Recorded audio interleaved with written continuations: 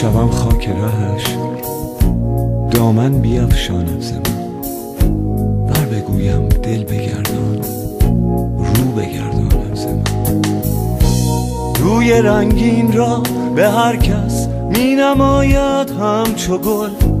ور بگویم باز پوشاند ز من.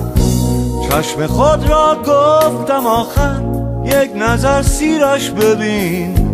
گفت میخواهی مگر تا جوی خون راند ز من. او به خونم تشنه و من بر دلش تا چون شود. کام بستانم ازو یا داد بستاند ز من.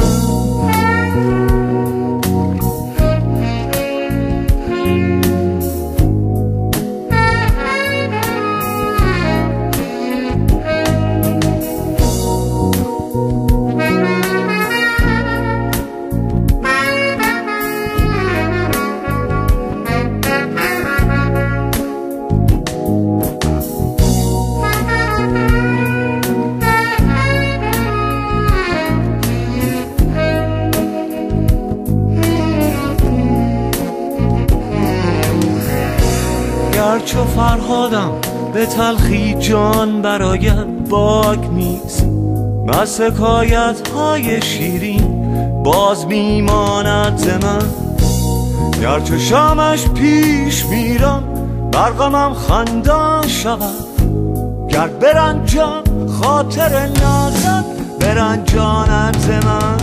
صبر کن حافظ که گر زنده است باشد دست غم. عشق در هر گوشه ای افسانه ای خواند ز من.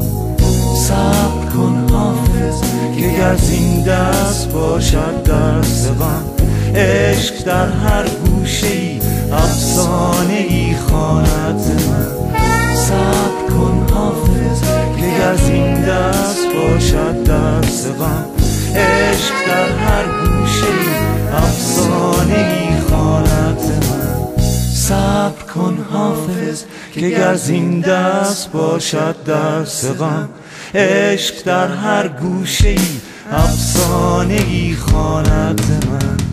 صبر کن حافظ که گر زنده است باشد دست غم. عشق در هر گوشه ای افسانه ای خواند ز من. صبر کن حافظ که گر زنده است باشد دست غم.